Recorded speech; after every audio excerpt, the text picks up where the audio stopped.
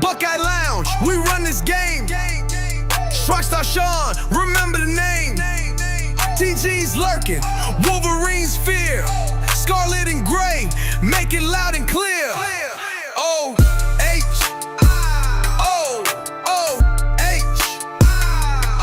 TG and Shaun, bringing that smoke. They stand in the paint, that ain't no joke. Tune in, turn up, let the show begin. The Buckeye Lounge, straight fire within.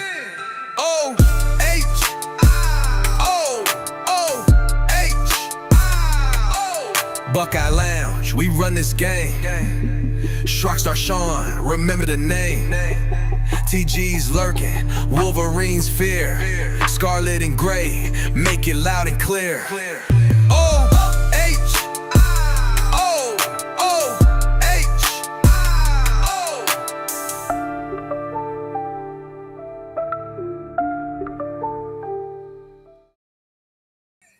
Ladies and gentlemen, boys and girls, Buckeye fans of all ages, the Ohio Podcast proudly brings you the Buckeye Lounge. I'm your host, the Shrockstar, Shaun Shrock, and with me as always, my partner in crime, the Wolverine Slayer herself, Miss TG.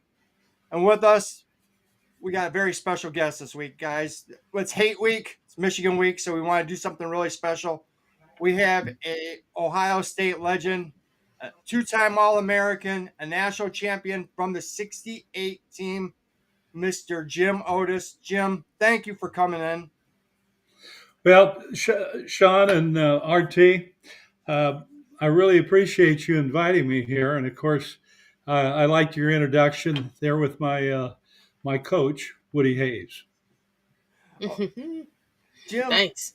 We before we start though, there is someone special I'd really like to thank before we get started, and that's your sister Jeannie. If it wasn't for Jeannie, this wouldn't happen. I reached out to Jeannie. I saw her on Facebook, and she reached out to Jim and was kind enough to get a hold of Jim and ask Jim to do the show, and he's kindly decided to come do our show. So thank you, Jeannie.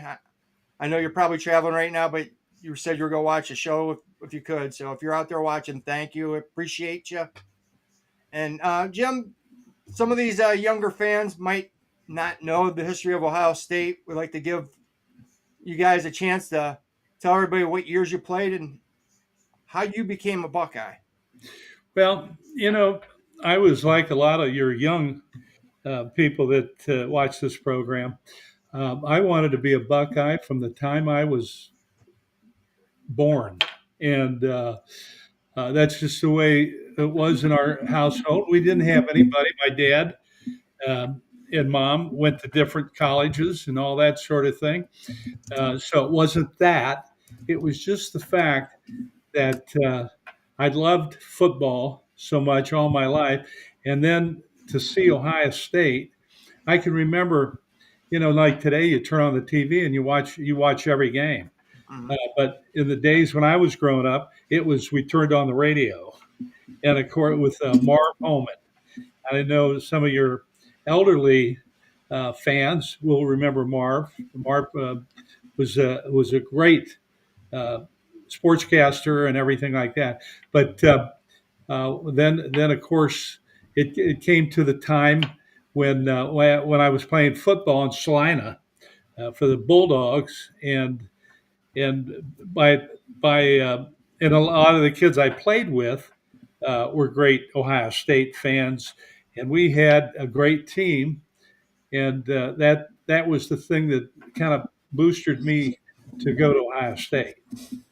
Now, there's something that many people might not know, but your dad and Woody Hayes were actually college roommates and great friends. That's right. That was at Denison University. And my dad went to Michigan. Don't tell anybody there I said that name. But after his first year, his dad wanted him to have a little bit more on-hand treatment. Mm-hmm. And so they took him out of Michigan and gave him the opportunity at Denison University, which is about 30 miles from Columbus. And Coach Hayes and Dad got to know each other in the Sigma Chi fraternity, and they were roommates at Denison for 2 years. Wow. When you talk about your time with Woody Hayes, how about could you give us like a funny story from from your time with Woody Hayes? Did I what? Could you give us like a funny story from your time with Woody Hayes? Oh, yeah. There's a lot of funny stories, uh, but I know that I know that Woody was a boxer, and I heard my dad was in the corner with him, and he was his corner man, and he was to try to keep Woody boxing. He'd fix his cuts and all that sort of thing, and then of course Coach played football. My dad golfed. My dad was not a big guy. He was about 5'7", 160 pounds, but he loved to play golf. And but they became great friends at Denison. Your dad was a doctor, Yes, correct? yes. He was actually Woody's personal doctor, wasn't he? Well, I don't know if he was his personal, but I know that Woody came to Salina to get a physical every year, and uh, when Woody had some any kind of a illness or anything like that, he would call Dad, and then sometimes Dad would go on down to Columbus and see him, and all that sort of thing. And it's just like they were friends in college and great friends throughout their adult life. And he felt comfortable with Dad being his physician.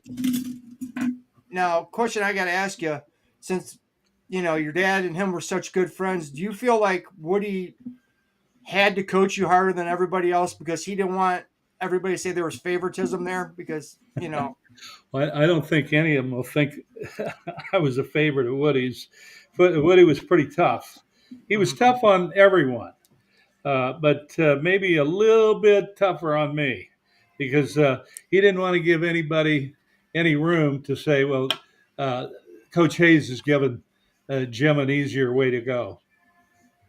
Yeah. What was it like your first time running out of Ohio Stadium through the tunnel wearing the scarlet and gray? There is nothing like it. I think if you ever get the chance, or if any of these young players out there, if they ever get the chance, that is one reason to go to Ohio State because there's nothing like it. There's nothing like running out there on that field. Now, the one thing I'll tell you, you know how loud it is out there in the Mhm. stadium. Mhm. Yeah, the noise never bothered me. And some of my teammates, and I'd ask them, "Hey, does the noise bother you?" That nobody I ever talked to, and that was because of our concentration when we were in the game. We concentrated on offense.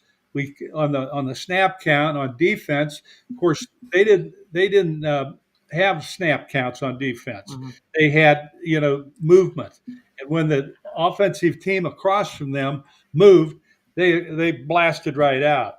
But I think everybody, if you have a heart and you really think of Ohio State and you hear that victory bell and all that, I mean, you got to be excited to be there. Now, I want to ask you, take us back to that '68 season because it's famously known for the super sophomores, but you were a junior that year, and there was a lot of seniors and maybe upperclassmen that lost their starting spots to those super sophomores. And a lot of your teammates, they could have caused problems by complaining that they didn't get enough playing time or they lost their starting spot. But it seems like you guys were such a close group of, such a tight knit group that it didn't bother anybody. I tell you, there was nothing like the super sophomores, and we had two great quarterbacks out of that group. We had great running backs. We had great uh, Jack Tatum. I Mhm. guess you call him a guy between a linebacker and a defensive back because Jack could switch and do whatever he had to do. And no, I'll tell you, that's been a long time ago. Mhm. And our sophomore class was second to none. And you know what? They were a little cocky, but we expected them to be.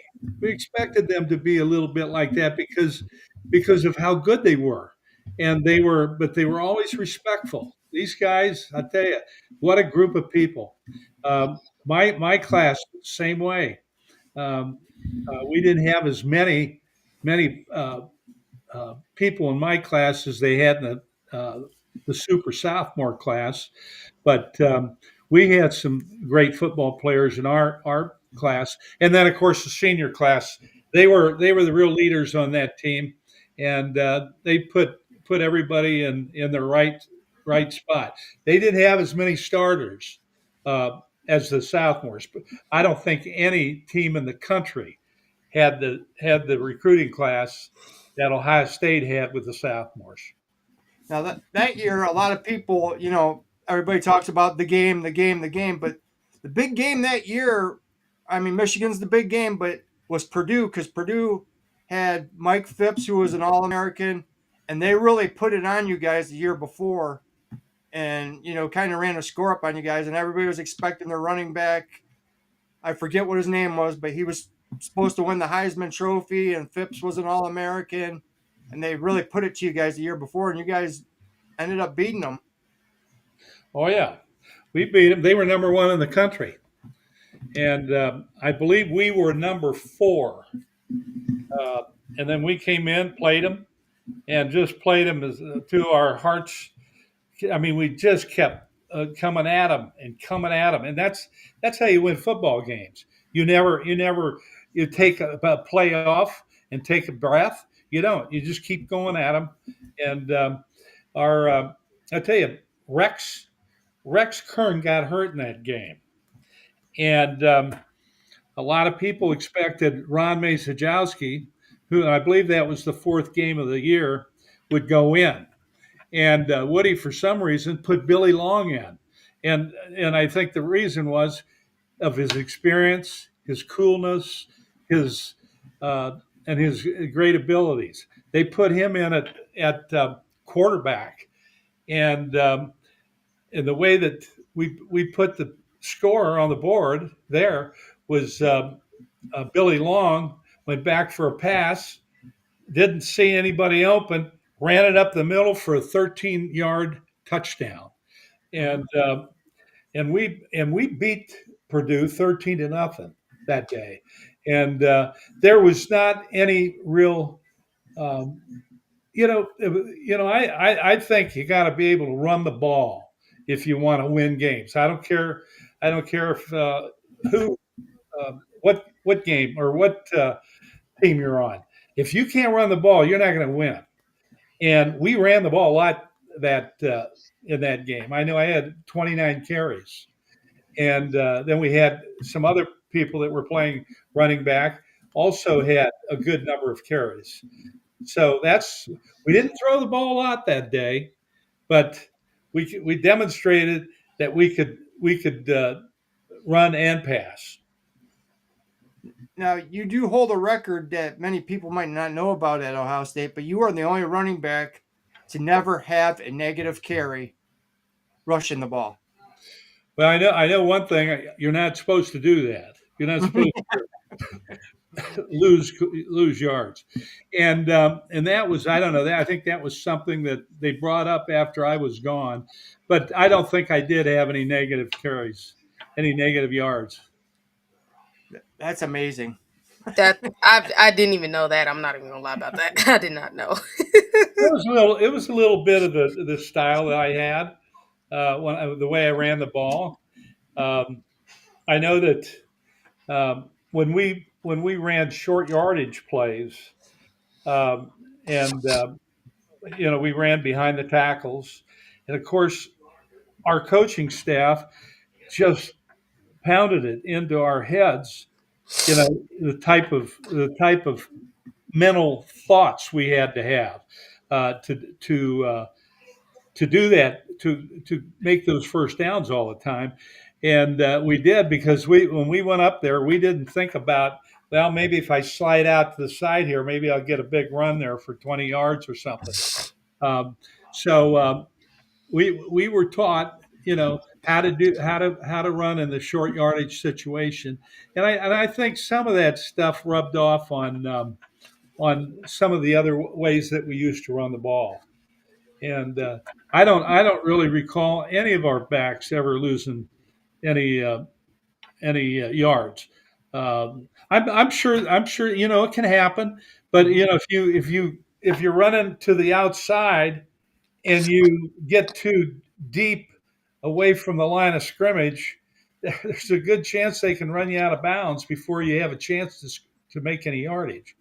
So, no, I don't think I had any problems keeping the ball going down the field.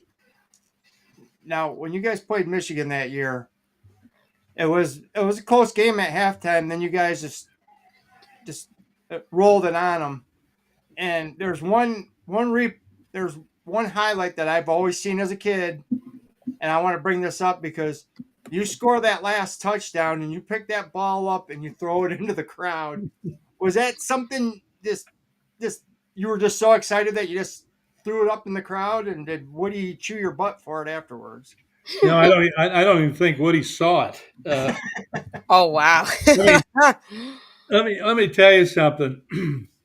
You talk about running out. You talk about running out in the stadium before the game starts with the bands playing and everything. You make your fourth touchdown at Michigan, or in the Michigan game, and throw the ball up in the stadium. That stadium went ballistic. And I know Woody has been given credit for going for two Mm-hmm. after that. I don't really think he wanted that or expected that, but everybody was so excited, that I think Kevin Rusnick was the quarterback in there, and everybody was so excited, just to get lined up and then to come off the field. And I know Kevin had called a run play in there and that was part of it. But the other part of it, probably a major part of it, our kicker never ran on the field. I So don't know. I don't know if this is true or not, but I heard Lou Holtz tell the story that your long snapper was hurt, and that's why you guys had to go for two. But I didn't know if that was true or not, or if he was just trying to cover for Woody, or well, I don't think you need to cover for yeah. Woody. Woody was the guy that was usually covering for us. Well, if you But guys can see this, my shirt, it says "Go yeah, for." Yep, I wore that for tonight, so I wanted to ask you about that. I'm glad you brought that up. yeah. Now, the way I remember it, it's been a long time ago, Sure. but the way I remember it, it was just a confusion type thing. Okay. And that's when the officials could have always called a penalty on somebody, but I'm sure they were excited too. But anyhow, that's what happened. That's how I remember it. And you might talk to a guy that was standing right next to me out there, and he might see it a different way. So anyhow, that was very exciting. Yeah, I would like to ask, how have you seen the culture of Ohio State football evolve since your playing time here? I didn't hear that. Uh, all right, hold on. Let me see. I said, how have you seen the culture of Ohio State football evolve since your playing time here? Well, I think the coach at Ohio State's doing very well, and I know that we're all real proud of him. He's a great coach.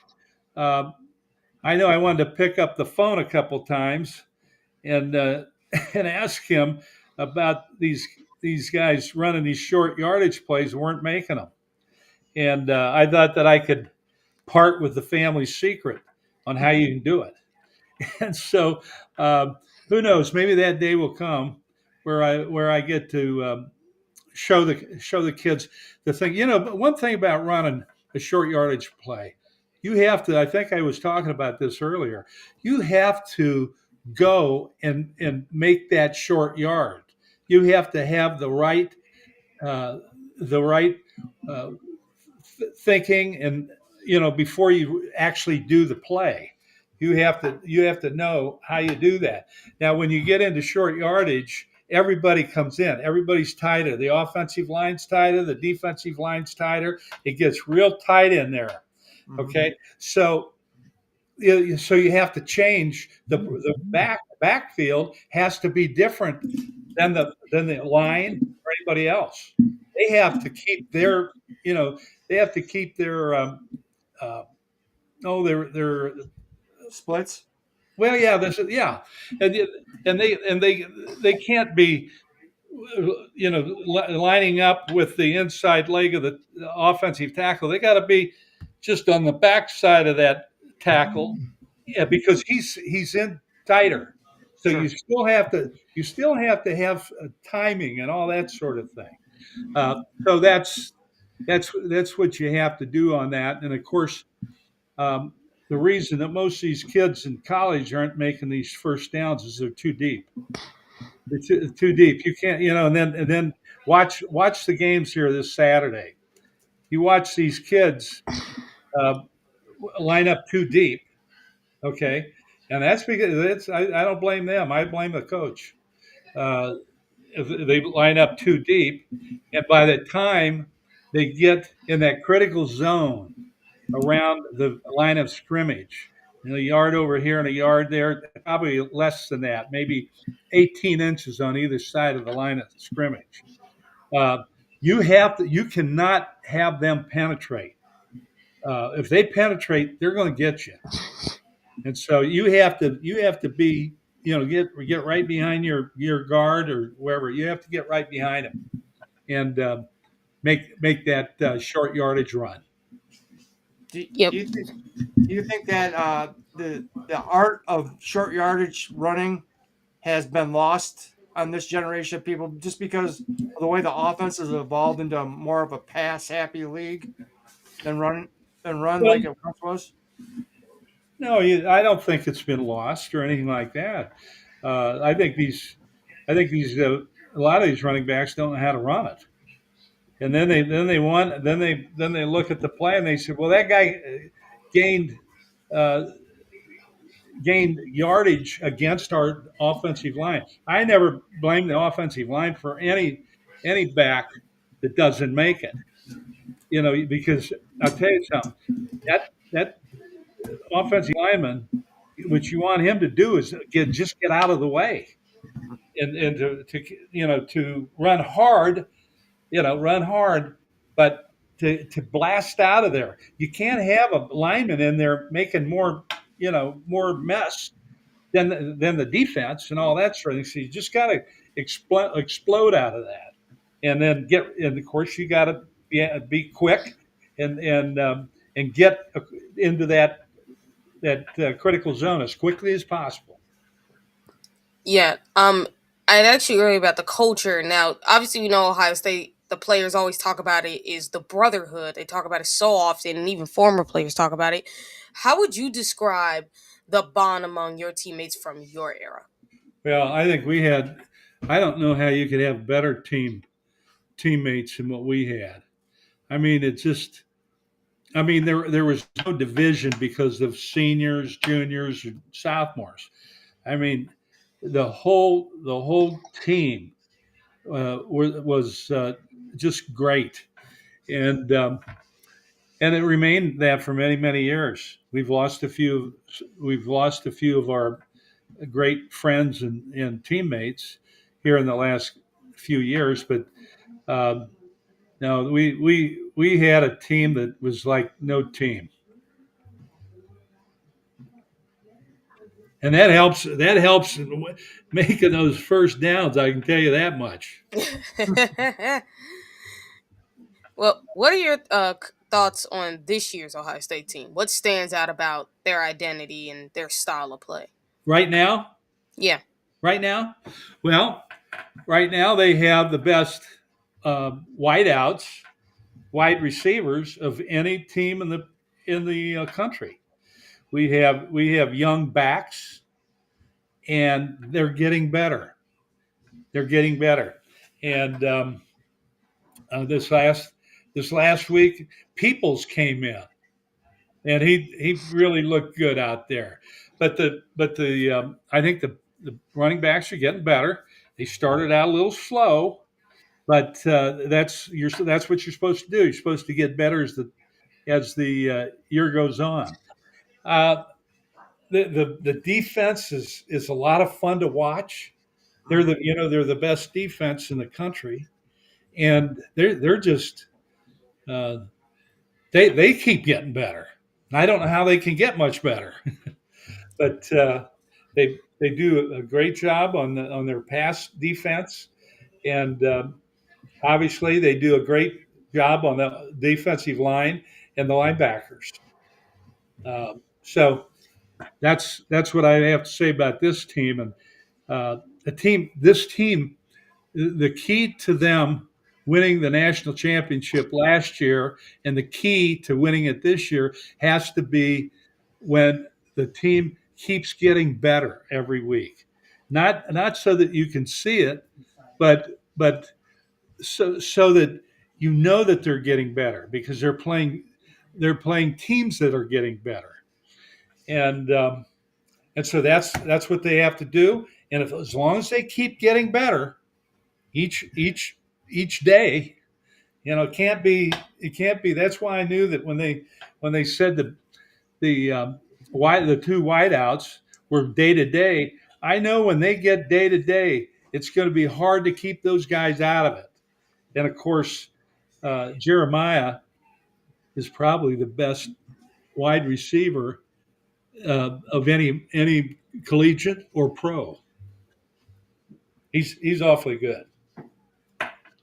Now, when you played, I would like to ask you about one of your teammates who I just think is I really have a I'd like to know more about him, but I just think he's one of the greatest Buckeyes ever, and that is Jack Tatum. And I know that you were really close to Jack.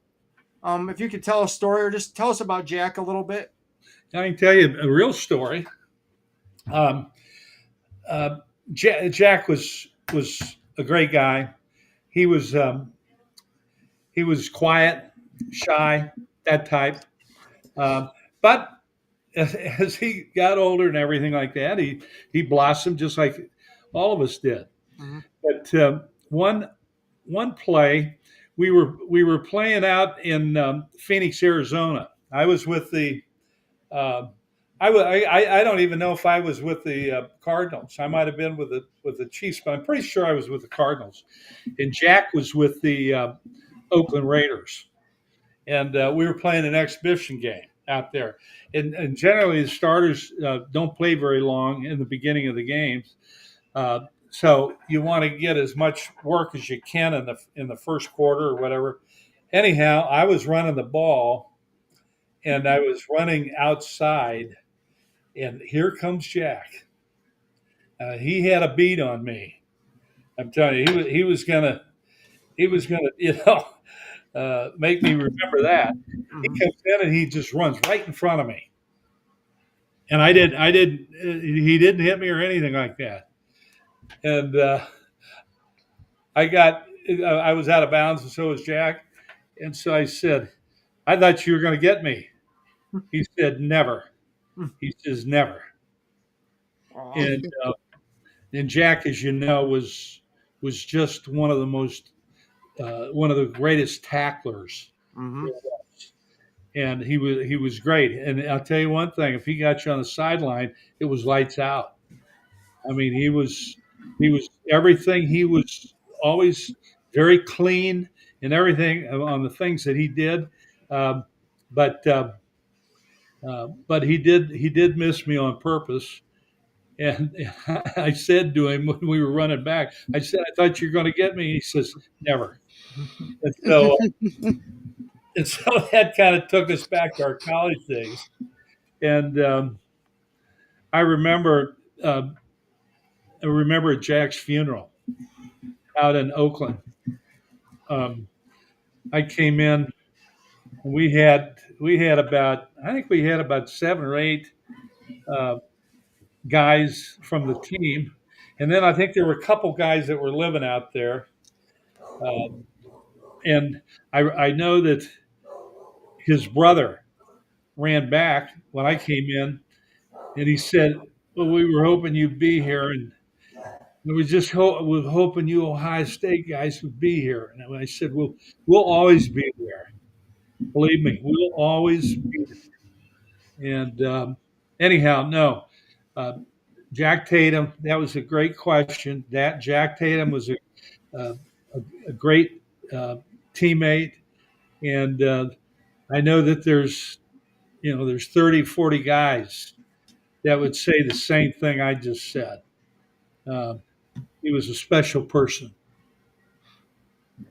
It kind of revolutionized the way the safety position, played, because he was kind of a linebacker, and they decided to throw him back at defensive back. And being as big as he was, he could run with anybody, any receiver, or any running back. Yeah, Jack didn't have to worry about size. I Mhm. mean, Jack's speed was as good as it could be, and he weighed about 210, and he could get there. He could get wherever he wanted to go, and he would get there in a hurry. I tell you.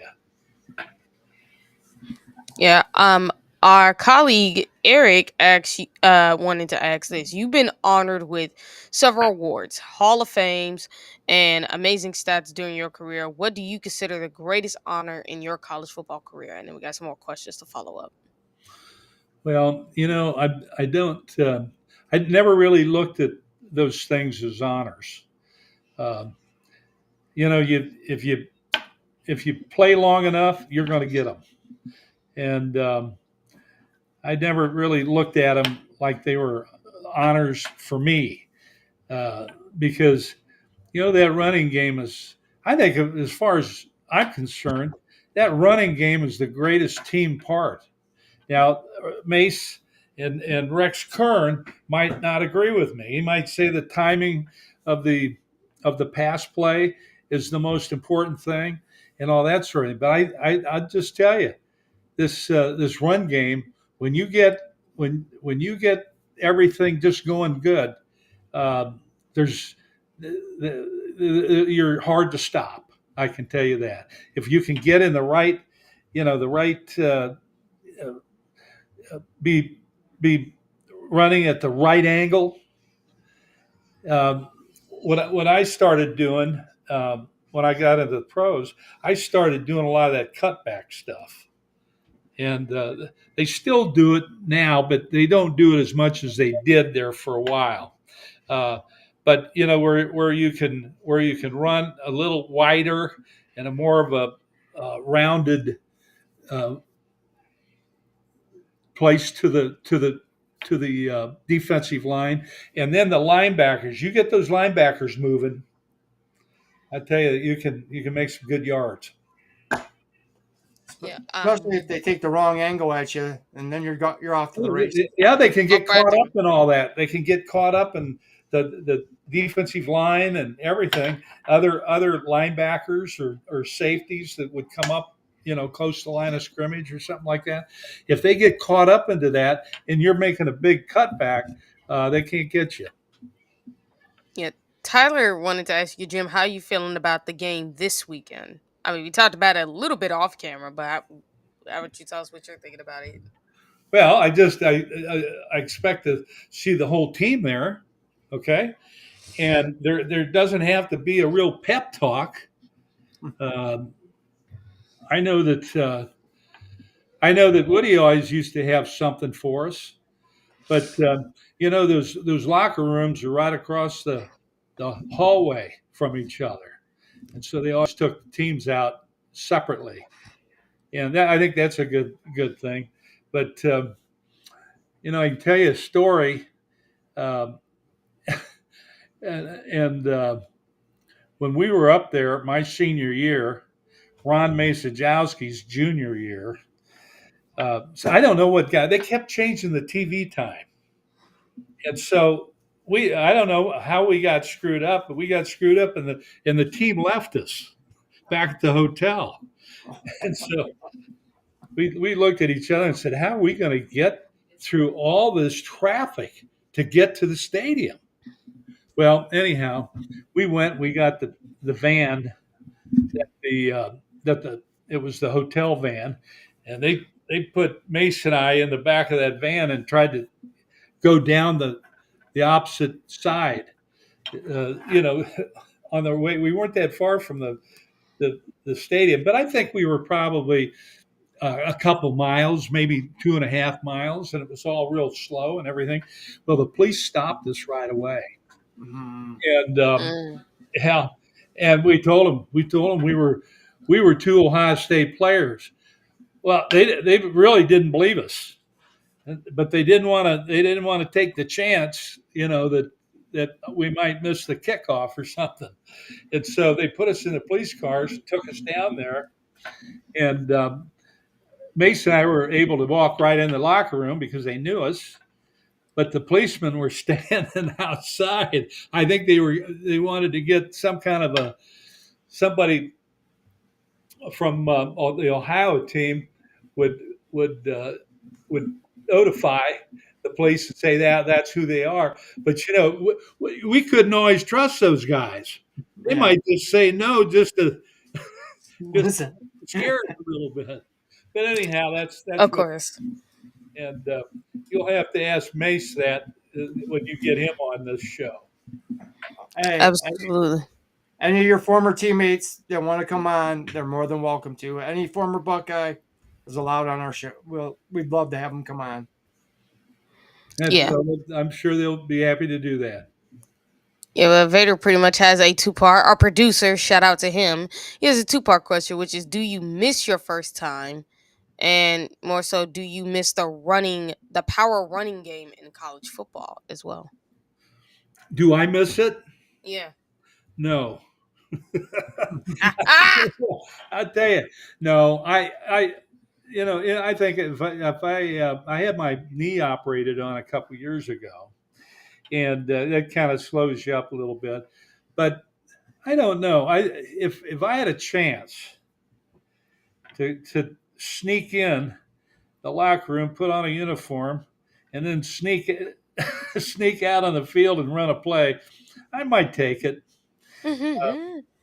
But it's so it's so long ago, Mm. and I know it's changed a lot, but there's the one thing that hasn't changed. It's the way that you look at the game, the way you look at all the the the uh, the teammates that you have. I communicated a lot with the linemen and talked about them, and if I saw something, I wanted to make sure they were seeing the same thing I was seeing, and we talked like that. And and there's a lot. I know I get into that short yardage stuff, but there's just so much that you can do to actually give yourself, the advantage. No, getting up there and knowing what type of are they in an even defense or odd. Well, a lot of these coaches that say, "Well, it looks the same." No, it's No. not the same. No. It's not. It's not the same. That's not the first step that defensive lineman takes. Okay, it's not that at all. It's different. It's different. But you know what? Once you know how to do it, you never think about not making it. Jim, we joked around a little bit because you were talking to me on the phone about running the ball in short yardage and short yardage. And when I was at the game on Saturday and we had that first down and goal from like the 1 yard line and the guy got stuffed, and I was just like, Jim's got to be going crazy right now, but you didn't have a chance to see it right away, so Well, I'm not sure who that was. Was that Peoples? I think it was it CJ or was it Bo that got stuffed on One of the two of them. I think after it was one of the two of them. because Kane Well, Curry had a strip sack and they got the ball right on the goal line. It was first and goal, and they got stuffed. Then on the yeah, second down, they tried to pass and they got called for a holding and got backed up 10 yards. And then the next play, Julian hit Max Clear for a touchdown pass. yeah, and probably everybody forgot about that other play, but it would really depend.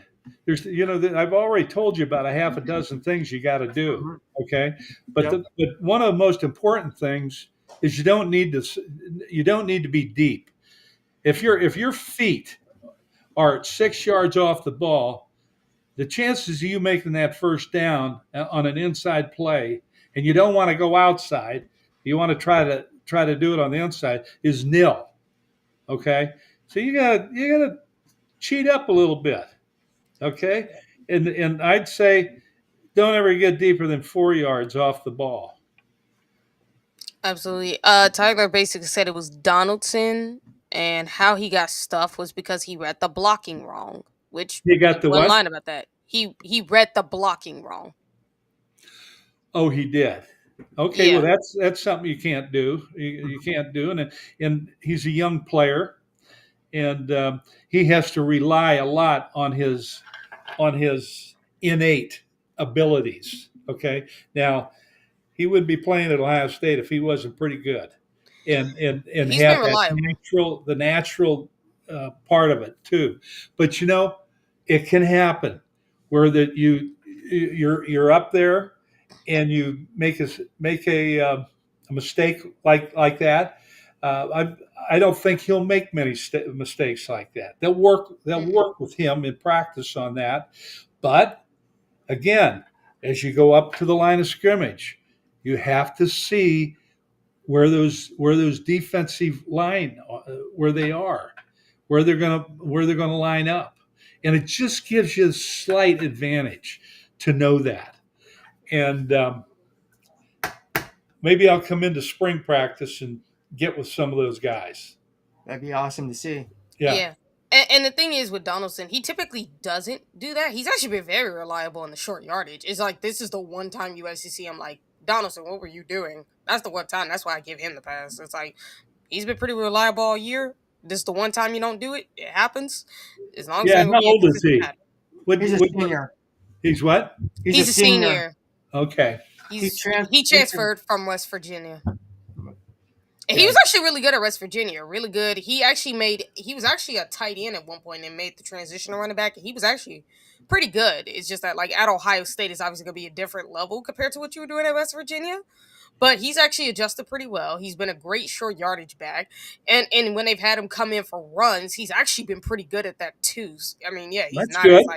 he's not been as like what as elite as like the guys we had previously. I didn't have the expectation, even though I will say he does do some stuff that reminds me a little bit of Junkins. I'm not gonna lie, especially with how he stiff arms people. His stiff arms are just brutal. Not as much as Quishaws, because Quishaw will have you bouncing off the turf, but nah, like he's a pretty physical running back. This is just the one time he actually doesn't get it done, and I'm like, wow, Donaldson, but I'll give you a pass. You usually get it done, so I'll give you the pass on that one. Hey, Shaun. yes. I think TJ sounds like she could be a pretty good coach. She is very bright. I'm telling you, she gets a lot of people, and she schools a lot of people, and it's great that I'm proud to have her as my co-host, because I tell you what, she knows what she's talking about, and people I'll tell you underestimate one her. thing. Tell you one thing. You've got one of the greatest fans of any sport at Ohio State, and that's Abby Ann Amos, who I knew when I was at Ohio State in um, in the Baker Hall and all that sort of thing. She was the greatest fan, and I know that she starts thinking about the new opponent about 2 hours after the game's over. So she does, and her brother is my partner in business in St. Louis, and so they're all those Amoses come from the east part of the state. They're all big Ohio State people. Now, Jim, I like to ask you, being at Ohio State, What is your favorite? What game is your favorite game that you played in? Oh, they're all favorite. I mean, I love to play Michigan. I love to play Iowa. Those Iowa guys, they were always tough. Um, I just like I was just I loved playing every game. I wish we could have played as many games as they do today. Mhm. You know, we only played 9 games, and then the year that we went out the Rose Bowl, we played 10. I mean, it's just not enough. These guys right now, they're playing 14 games, 15 games. I'll tell you what it does though. It makes you a tougher uh, person. Now you get these little bumps and bruises and things like that. You have to get well. I Mhm. used to, if I'd get hurt or something like that, I used to say, okay, in 72 hours, this is where I'm going to be. This is how I'm going to be physically in 72 hours. And it worked for me. I was always, I was always ready to play. Well, when you played though, you freshmen weren't allowed to play varsity. They changed that in the '70s when Archie was a freshman. So a lot of you guys got robbed of your freshman year playing, and the stats that you guys would have had would have been even you'd have Well, had. you know something? Most freshmen are not ready to play. They're not ready to play. They're not mature enough. And so it's almost better. Now, when you have a guy like Jeremiah, I mean, Mhm. he was a man when he came to Ohio State. Uh, so that's what I'm saying. And the coaches know that right away, whether these freshmen can play. And you don't get a whole lot of freshmen because the upperclassmen they're just naturally tougher than the younger ones. Well, they also had a longer. They've been in the program longer and the weight room longer, so Yeah, they they've they had that. got an advantage over the younger guys typically, unless like the only way you're ever gonna see a younger guy is if he has the making of a Jeremiah Smith or a Marvin Harrison Jr. and even Marvin didn't play as a freshman or Chase for that matter, and the both of them were freaks. So unless you got the making of someone like a Jeremiah or those guys, mm-mm. Well, I tell you, all your great fans and great people in Columbus, um, the way that they have supported the Ohio State team is just unbelievable. And you say, well, it should be easy to do that because the Ohio State teams win all the time and all that. Well, no, the Ohio State fans are the best fans. They're the best fans in the world, and that's why I don't want them to fool around with the stadium too much. We have the greatest outdoor stadium there is, and so um, I guess you can tell I'm a big Ohio State fan. Yes, you are. Yeah. I, I mean, I don't mind if they renovate the stadium. It's just that like don't change it, but just renovate it to a point where it's actually you know pretty good. Yeah, That's all I use. Like just I up to think they've date. done I think they've done pretty well for a stadium that was built in 1922. yeah, it's Yeah, still just beautiful. it's still beautiful. I would say just the scoreboard because we all talk about it. Like get a bit of a bigger one where everybody can actually see the scores, Yeah. or better yet, try to install more bathrooms so people don't gotta go waiting on going anywhere else to go take a urine. So Yeah. Yeah. I mean that's the other thing. Like Hey, just upgrade the stadium. That's all it is. You don't have to change it. Just upgrade it and Yeah. keep it within the modern era. Well, maybe if more girls came to the game, they'd upgrade them. hey, hey, Jim, there is something I want to touch on that some people might not know, and that you are you and your son. Your son was a quarterback on the 2002 team. Jimmy was it Jimmy Jr. Jim Jr.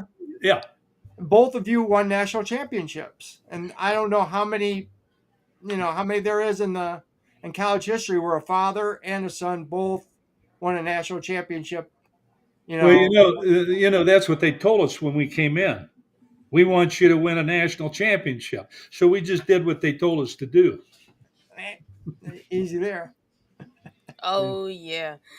And I do. Mika does have a question for you, Jim, which is, and she's on my co-host on the Buckeye Lady. She asks, "Do you have a favorite cold weather moment?" Do I? Yeah. Well, you know, I might be a little different than a lot of players, but I just didn't let that bother me. Um, I just, if you said, well, what's the worst? Well, I can tell you that when we were playing the